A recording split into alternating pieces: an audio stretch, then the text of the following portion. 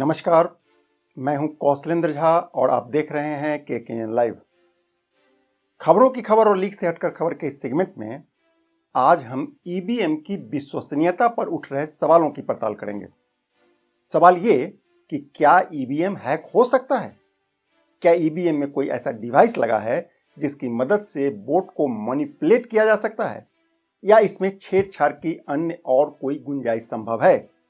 ऐसे और भी कई सवाल हैं जिसका जवाब जानने के लिए मैंने कई लेख पढ़े, विशेषज्ञों की रिपोर्ट खंगाली और माननीय न्यायालय द्वारा समय समय पर ईवीएम को लेकर जो सुझाव या फैसला दिया है, उन तमाम जानकारियों का बारीक अध्ययन करने के बाद जो जानकारी मेरे हाथ लगी उसी को लेकर आज आपके बीच आया हूं। सवाल उठता है कि लोकसभा चुनाव का आगाज होने के ठीक बाद राजनीति पर बात करने की जगह ईवीएम पर बात करना जरूरी क्यों हो गया? दरअसल लोकसभा चुनाव 2024 का आगाज होते ही इलेक्ट्रॉनिक वोटिंग मशीन यानी ईवीएम को लेकर हमारे रहनुमाओं की बयानबाजी शुरू हो चुकी है। ये मशीन जो है ये चोर है, ये मशीन जो है ये चोर है। इनका नाम फारूक अब्दुल्ला है। ये नेशनल कॉन्फ्रेंस के नेता हैं और जम्मू कश्मीर के मुख्यमंत्री रह चुके हैं। कहते हैं कि फारूक अब्दुल्ला अकेले नहीं हैं। इस कड़ी में कांग्रेस के कद्दावर नेता दिग्विजय सिंह और सपा प्रमुख अखिलेश यादव सहित आधा दर्जन से अधिक नेताओं ने ईवीएम की विश्वसनीयता को कटघरे में खड़ा कर दिया है। स्वयं राहुल गांधी ने ईवीएम के खिलाफ मोर्चा खोल दिया है। हालात यह हो गया है कि भारत के मुख्य निर्वाचन आयुक्त राजीव कुमार को पिछले दिनों नई दिल्ली में प्रेस कॉन्फ्रेंस करके जवाब देना पड़ा। बावजूद इसके नेताओं की बयानबाजी थमने का नाम नहीं ले रहा है। दरअसल इस बयानों में कई संकेत छिपे होते हैं। लोकसभा चुनाव 2024 का मूड भी इन्हीं बयानों में छिपा है। आज हम इसको डिकोड करेंगे। इससे पहले मुंबई की एक जनसभा में चलते हैं, जहां श्रीमान राहुल गांधी ने ईवीएम को लेकर कई सवाल उठाए हैं। दूसरी ओर आपको नई दिल्ली के एक प्रेस कॉन्फ्रेंस में भी लेकर चलेंगे, जहां मुख्य चुनाव आयुक्त ने ईवीएम के बचाव में कई रोचक जानकारी दी है। मैंने दोनों वीडियो को एक साथ मिलाकर इसको आपके लिए आसान कर दिया है। पहले आप इस वीडियो को देखिए। मैं आपको बता रहा हूं, ईवीएम के बिना नरेंद्र मोदी चुनाव नहीं जीत सकता है। अधूरी हसरतों का इल्जाम हर बार हम पे लगाना ठीक नहीं। वफा खुद से नहीं होती, खता ईवीएम की कहते हो। इलेक्शन कमीशन से हमने कहा कि एक काम कीजिए, विपक्ष की पार्टी को ये मशीनें दिखा दीजिए, खोल के हमें दिखा दीजिए। सब ईवीएम्स का 3-3 बार मॉक पोल होता है, कैंडिडेट्स के सामने में होता है। फिर भी 40 बार लगभग इस देश की संवैधानिक courts, high courts and supreme courts EVM के ऊपर में जितनी चुनौतियां हुई हैं उनको देख चुकी हैं। चुनौतियां किस प्रकार की हुई? ये हैक हो सकती है, चोरी हो जाती है, 19 लाख मिसिंग हैं, इसमें दिखाई नहीं देता है, ये कंप्यूटर से खराब हो जाती है, रिजल्ट्स बदल सकता है, मैनिपुलेट हो सकता है। हर बार संवैधानिक कोर्ट्स ने इसको रिजेक्ट किया है। देखिए, इसमें से कागज निकलता है। वोट मशीन में नहीं है, वोट कागज में है। ठीक है, आप मशीन चलाइए, मगर कागज की भी गिनती कर दीजिए। इलेक्शन कमीशन कहता है नहीं, कागज की गिनती नहीं होगी। क्यों नहीं होगी? कोई भी ईवीएम लेके बैठ जाता है सोशल मीडिया पे, वो डिब्बा लेके एक बैठ जाता है।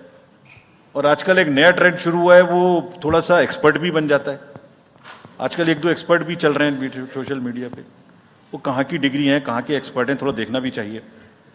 वो बताते हैं कि ये डिब्बा है, वो टूल बॉक्स जैसा डिब्बा होता है, उसके अंदर में क्या है पता नहीं है। उसमें से एक गत्ते के डिब्बे में से एक स्लिप भी निकलती है।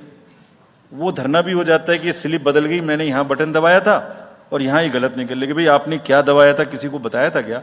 ये मशीन जो है ये चोर है। मेहरबानी करके उस मशीन को देखिएगा। जब आप अपना बटन दबाएं जो कागज वहां से लिखेगा वो देखिए कि आपका वोट उसमें है या दूसरा वोट गया है। अब तो ये आ गया है नतीजा कि कोर्ट्स ने जुर्माना लगाना शुरू कर दिया। दिल्ली हाई कोर्ट ने मिस्चीवियस कहते हुए 10,000 रुपए का जुर्माना लगाया। फिर माननीय उच्चतम न्यायालय ने 50,000 रुपए का जुर्माना लगाया। अभी फिर रिसेंटली माननीय उच्चतम न्यायालय ने एक पिटीशन खत्म की है। कितनी बार सुनेंगे? क्यों बार बार वही बिलाप करना है? कोई चीजें तो हमसे पूछिए। हैक नहीं हो सकती, किसी सूरत में नहीं हो सकती, एंड जो परिणाम आते हैं वही प्रमाण है। मैंने कई जानकार लोगों से इस संबंध में बात की। राजनीति से इतर उनका मानना है कि भारत का ईवीएम दुनिया के अन्य देशों की तुलना में बिल्कुल अलग है। यहां आपको जान लेना जरूरी है कि विदेशों में ऑनलाइन वोटिंग कराया जाता था, लिहाजा उसको हैक किया जा सकता है। ठीक इसके विपरीत भारत में ऑफलाइन वोटिंग होती है, मतलब ईवीएम का इंटरनेट से एक्सेस होता ही नहीं है। दूसरी ओर यह बैटरी से चलता है, इसमें एक्स्ट्रा वायर या ब्लूटूथ डिवाइस कनेक्ट करने की कोई गुंजाइश नहीं है, लिहाजा बाहर से कोई भी इसमें छेड़छाड़ नहीं कर सकता है, यानी यह संभव नहीं है।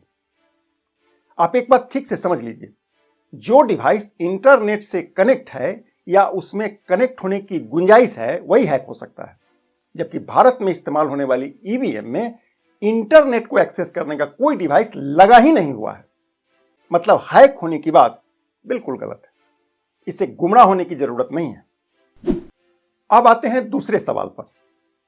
आपने कई बार सुना होगा कि बटन कहीं भी दबाओ वोट किसी खास पार्टी को ही मिलेगा। कई लोग ऐसे भी मिल जाते हैं जो कहते हैं मैंने दबाया था कोई और बटन और सिग्नल किसी और का जलने लगा। मतदान के बाद अक्सर इस तरह की बातें सुनने को मिल जाता है। ये वो लोग होते हैं जिनको सिस्टम की कोई जानकारी नहीं होती, पर लाइमलाइट में बने रहने के लिए अपनी बातों को प्रमाण के तौर पर प्रस्तुत कर देते हैं। इससे कई लोग गुमराह होते हैं, पढ़े लिखे लोग भी गुमराह हो जाते हैं। दरअसल वोट कहां और कैसे गिरेगा, इसके लिए मशीन में एक सॉफ्टवेयर लगा होता है। यह सॉफ्टवेयर वन टाइम प्रोग्राम पर आधारित है, यानी एक बार इंस्टॉल होने के बाद इसमें कोई भी बदलाव नहीं किया जा सकता है। एक बार इंस्टॉल होने के बाद बदलाव की कोशिश करने पर यह अपने आप नष्ट हो जाता है, यानी इतना तो तय है कि इसमें किसी भी प्रकार की बदलाव मुमकिन नहीं है तब जब इसको एक बार इंस्टॉल कर दिया जाए। गौर करने वाली बात यह है कि मतदान की प्रक्रिया शुरू होने से कई महीना पहले ही सॉफ्टवेयर को मशीन में इंस्टॉल कर दिया जाता है। जब यह सॉफ्टवेयर इंस्टॉल हो रहा होता है उस वक्त किसी को भी यह नहीं मालूम होता कि यह मशीन किस निर्वाचन क्षेत्र में जाने वाला है। चलिए मान लेते हैं कि इंस्टॉल करते समय किसी ने इस सॉफ्टवेयर में कोई ट्रोजन डाल दिया होगा। जाहिर है इसके बाद कोई एक बटन खास हो जाएगा, पर जिस वक्त यह इंस्टॉल हो रहा होता है तब किसी को नहीं मालूम होता कि इसके किस क्रम पर या किस क्रम संख्या पर किस उम्मीदवार या पार्टी का नाम आने वाला है, क्योंकि उम्मीदवार का नाम और उसका क्रम संख्या नामांकन के बाद तय होता है। ऐसे में सॉफ्टवेयर में किसी भी प्रकार का ट्रोजन इंस्टॉल करना मुमकिन ही नहीं है, यानी यह बिल्कुल निराधार तथ्य है, इस पर यकीन किया ही नहीं जा सकता। अब तो voter verified paper audit trail यानी वीवीपैट भी आ गया है। वीवीपैट की मदद से वोटर यह जान सकता है कि उसने अपना वोट किसको दिया है। ऐसे में ईवीएम हैक करने की बात अपनी नाकामयाबी को छिपाने और पॉलिटिकल माइलेज लेने से अधिक और कुछ भी प्रतीत नहीं होता है। इसको आप एक उदाहरण से समझिए। विद्यार्थी का पेपर गड़बड़ हो जाए तो वह कभी यह नहीं कहता है कि उसकी तैयारी कमजोर थी, बल्कि वह अक्सर कहता है कि क्वेश्चन आउट ऑफ सिलेबस था, जबकि उसी क्वेश्चन का जवाब देकर उसी के बैच का दूसरा लड़का टॉप कर जाता है। ठीक यही हाल हमारे रहनुमाओं का है। लोगों से कनेक्ट नहीं होने की वजह से उनका जो नुकसान होता है उसका ठिकरा वो मशीन पर फोड़ते हैं, जो कहीं से भी उचित नहीं है। ईवीएम के बारे में एक और महत्वपूर्ण बात जानिए। दरअसल अभी तक भारत में ईवीएम का 3 मॉडल प्रयोग किया जा चुका है। वर्तमान वाला मॉडल वर्ष 2013 के बाद आया है। इसको M3 मॉडल कहा जाता है। इस मशीन की सबसे बड़ी खासियत है कि यह किसी भी तरह की छेड़छाड़ करने पर या इसमें कोई एक्स्ट्रा डिवाइस लगाने की कोशिश करने पर यह मशीन अपने आप बंद हो जाता है। ऐसे में महज पॉलिटिकल माइलेज के लिए ईवीएम के साथ छेड़छाड़ करने का आरोप लगाने से पहले इसका गंभीर विश्लेषण करना बहुत जरूरी हो जाता है। इससे पहले वर्ष 2019 में केकेएन पर मैंने ईवीएम को लेकर एक रिपोर्ट चलाया था। इसका लिंक डिस्क्रिप्शन में आपको मिल जाएगा। फिलहाल आप उसका कुछ अंश देखिए। स्वतंत्र और निष्पक्ष चुनाव किसी भी देश के लोकतांत्रिक मूल्यों के लिए अति महत्वपूर्ण होता है और इसके साथ खिलवाड़ करने या अफवाह फैलाने की कालांतर में एक घातक परिणाम भी साबित हो सकता है। आपको याद ही होगा कि ईवीएम से पहले हमारे देश में बैलेट पेपर के सहारे मतदान हुआ करता था। उन दिनों बड़ी संख्या में मतदाताओं के अधिकार लूट लिए जाते थे और पोलिंग बूथ पर कब्जा करने वाली खबरें अक्सर सुर्खियां बनती थी। इस दौरान होने वाली खूनी संघर्ष और मौत की खबरें भी आपको अक्सर पढ़ने को मिल जाता था। लिहाजा भारत के निर्वाचन आयोग ने स्वतंत्र और निष्पक्ष चुनाव सुनिश्चित कराने के लिए निर्वाचन प्रक्रिया में सुधार करते हुए ईवीएम का प्रयोग शुरू कर दिया। बूथ कब्जा की घटनाएं गए दिनों की बात होगी। आइए एक बार फिर से भारत के ईवीएम को समझने की कोशिश करते हैं। भारत में सार्वजनिक क्षेत्र की 2 कंपनी ईवीएम का निर्माण करती है। इसमें बंगलौर की भारत इलेक्ट्रॉनिक्स लिमिटेड और हैदराबाद की electronics corporation of India limited 2 company है जो ईवीएम का निर्माण करती है। इसमें से हैदराबाद की electronics corporation of India limited ने सबसे पहले ईवीएम को डिजाइन किया था। ऐसा उसने भारत के निर्वाचन आयोग के आग्रह पर किया था। यहां आपको बताना जरूरी है कि भारत में ईवीएम का पहला टेस्ट मई 1982 में हुआ था। उस वक्त केंद्र में कांग्रेस की सरकार थी और प्रधानमंत्री थे श्रीमती इंदिरा गांधी। ईवीएम का यह टेस्ट केरल के परूर विधानसभा निर्वाचन क्षेत्र के 50 मतदान केंद्रों पर किया गया था, किंतु इसके व्यापक इस्तेमाल का उस वक्त चुनाव आयोग के पास वैधानिक अधिकार नहीं था। लिहाजा उन दिनों ईवीएम का इस्तेमाल नहीं हो सका या रोक दिया गया। दिसंबर 1988 में संसद ने कानून में संशोधन किया तथा जन प्रतिनिधित्व अधिनियम 1951 में नई धारा 61A जोड़ दिया गया। तब प्रधानमंत्री राजीव गांधी हुआ करते थे और केंद्र में कांग्रेस की सरकार थी। वर्ष 1990 के फरवरी महीने में भारत सरकार ने मान्यता प्राप्त राष्ट्रीय और क्षेत्रीय दल के प्रतिनिधियों के साथ मिलकर चुनाव सुधार के लिए एक समिति का गठन किया। आपको जानकर हैरानी होगी कि समिति ने अपनी रिपोर्ट में कहा था कि यह मशीन छेड़छाड़ मुक्त है और मतदान केंद्र पर इसका निष्पक्ष इस्तेमाल संभव है, यह समिति ने कहा था।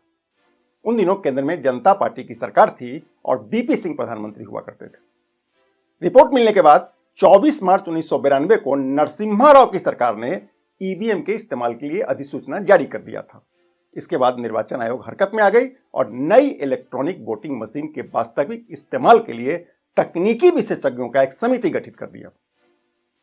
आईआईटी दिल्ली के प्रोफेसर पीवी इंदिरेशन और प्रोफेसर डीटी सहनी और प्रोफेसर एके अग्रवाल उन दिनों इसके सदस्य बनाए गए थे। आखिरकार वर्ष 1999 में पहली बार ईवीएम का इस्तेमाल शुरू हुआ था। हालांकि प्रयोग के तौर पर कुछ ही मतदान केंद्रों पर इसका इस्तेमाल हुआ था। इसका पूर्ण रूप से इस्तेमाल वर्ष 2004 के लोकसभा चुनाव से शुरू हुआ। उस वक्त अटल बिहारी वाजपेयी देश के प्रधानमंत्री हुआ करते थे। आपको याद होगा कि वर्ष 2004 में अटल बिहारी वाजपेयी के नेतृत्व में एनडीए लोकसभा का चुनाव हार गई थी। अब सोचिए, यदि ईवीएम में गड़बड़ी की गुंजाइश होती तो अटल बिहारी वाजपेयी की सरकार चुनाव नहीं हारती। आपको याद होगा वर्ष 2004 में कांग्रेस के नेतृत्व में गठबंधन की सरकार बनी थी। तब मनमोहन सिंह प्रधानमंत्री बने थे। मनमोहन सिंह लगातार 2 बार प्रधानमंत्री रहे।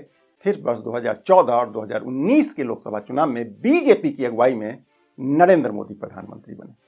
इस बीच कई राज्यों में कभी बीजेपी तो कभी कांग्रेस या अन्य क्षेत्रीय दल चुनाव जीतते रहे। यह अपने आप में बड़ा प्रमाण है कि ईवीएम पर दोषारोपण करना महज पॉलिटिकल माइलेज से अधिक और कुछ भी प्रतीत नहीं होता। अब एक नया विवाद शुरू हो गया है। संकालू किस्म के लोग अब विदेशों का हवाला देने लगे।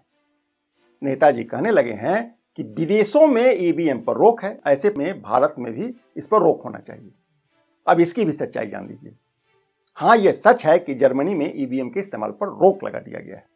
सिर्फ जर्मनी नहीं, बल्कि Ireland, Netherland, Italy, Venezuela, Macedonia और यूक्रेन में ईवीएम पर रोक लगाया हुआ है। हम आपको पहले ही बता चुके हैं कि इन तमाम देशों में ऑनलाइन वोटिंग का चलन था। जाहिर है उनके ईवीएम में इंटरनेट एक्सेस होता था। ऐसे में हैक होने से इनकार नहीं किया जा सकता। यह बात हम आपको पहले ही बता चुके हैं। दूसरी ओर अमेरिका के कैलिफोर्निया में आज भी ईवीएम का चलन है, किंतु वहां वीवीपैट को अनिवार्य कर दिया गया है। यह तमाम छोटे देश हैं। भारत विशाल गणराज्य है। आपको याद ही होगा कि जब बैलेट से चुनाव होता था, बूथ लूट की घटना और इसके लिए खूनी संघर्ष याद है ना। कुल मिलाकर आप कह सकते हैं कि जिनको यह लगने लगता है कि चुनाव में जीतने की उम्मीद कम है, वो ईवीएम को लेकर पहले ही से रुदाली शुरू कर देते हैं। हालांकि इस विषय पर आप क्या सोचते हैं, आप चाहें तो कमेंट करके मुझे भी बता सकते हैं। आज के लिए बस इतना ही। नमस्कार।